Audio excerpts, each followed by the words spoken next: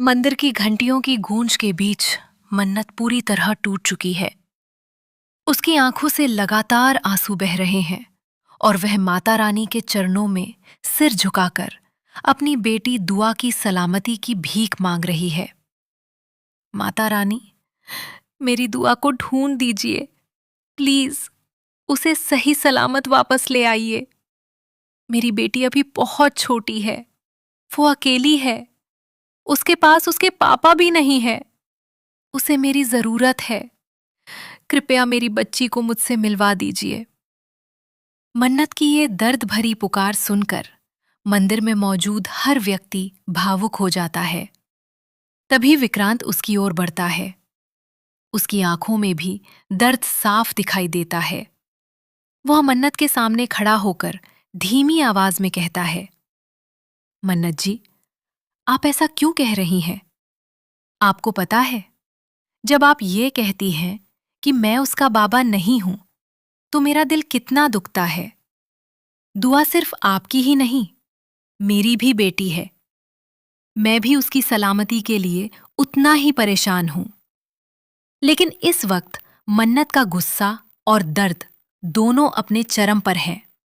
वो तुरंत पलटकर कहती है, अगर आप उसके बाबा हैं, तो बताइए, दुआ कहाँ है? बोलिए, दुआ कहाँ है? अगर आप सच में उसके पिता हैं, तो मेरी बेटी इस वक्त मेरे पास क्यों नहीं है? विक्रांत के पास इस सवाल का कोई जवाब नहीं होता। वो खामोश खड़ा रह जाता है। मन्नत की नजर पन्ना जी पर पड़ती है। वो गुस्से और बेबसी में उनसे सवाल करती है, पन्ना जी, आप उसे ढूंढकर क्यों नहीं लाए? आप तो उसे ढूंढने गए तक नहीं।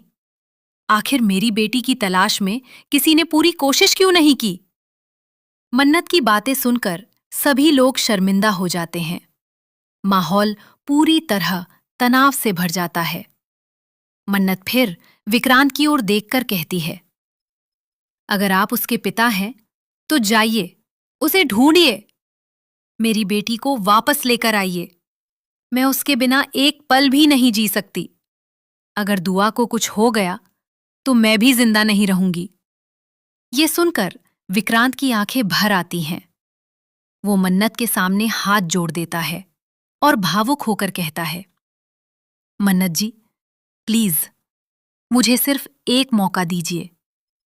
जिसने भी दुआ का किडनैप किया है, मैं उसे छोड़ूंगा नहीं। मैं पूरी दुनिया छान मारूंगा, लेकिन अपनी बेटी को हर हाल में वापस लेकर आऊंगा। वो माता रानी की मूर्ति के सामने खड़ा होकर दोनों हाथ जोड़ता है और कहता है, मैं इस मंदिर में माता रानी को साक्षी मानकर वादा करता हूं कि मैं हमारी बेटी को सुरक्षित वापस लेकर आऊंगा। चाहे मुझे कितनी भी मुश्किलों का सामना करना पड़े, चाहे अपनी जान ही क्यों न जोखिम में डालनी पड़े, मैं दुआ को कुछ नहीं होने दूंगा। मंदिर में मौजूद सभी लोग विक्रांत की बात सुनकर भावुक हो जाते हैं। मन्नत भी उसकी आंखों में पहली बार सच्चाई और बेबसी महसूस करती है। लेकिन उसके दिल का डर अभी भी खत्म नहीं हुआ है। विक्रांत धीरे धीरे मन्नत के पास आता है और कहता है, बस एक बार मुझ पर भरोसा कीजिए, मैं आपको निराश नहीं करूंगा।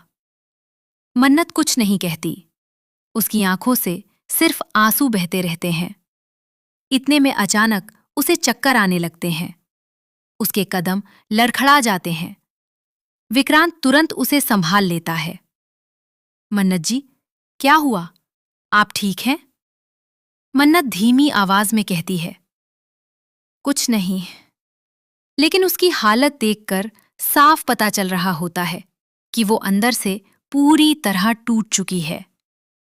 विक्रांत प्यार से उसका हाथ पकड़कर कहता है, आइए, यहां बैठ जाइए। आप खुद को संभालिए। मैं अभी जाता हूं और दुआ को ढूंढ कर ही वापस आऊंगा। ये मेरा वादा है। मन्नत चुपचाप उसे देखती रहती है। उसकी आंखों में डर, उम्मीद और भरोसा तीनों एक साथ दिखाई देते हैं। अब सबसे बड़ा सवाल यही है, क्या विक्रांत अपने वादे को निभा पाएगा? क्या दुआ सही सलामत मिल जाएगी? या फिर इस कहानी में आने वाला है कोई ऐसा बड़ा मोड़ जो मन्नत और विक्रांत की जिंदगी हमेशा के लिए बदल देगा? इन सभी सवालों के जवाब जानने के लिए जुड़े रहिए इस रोमांचक कहानी के साथ।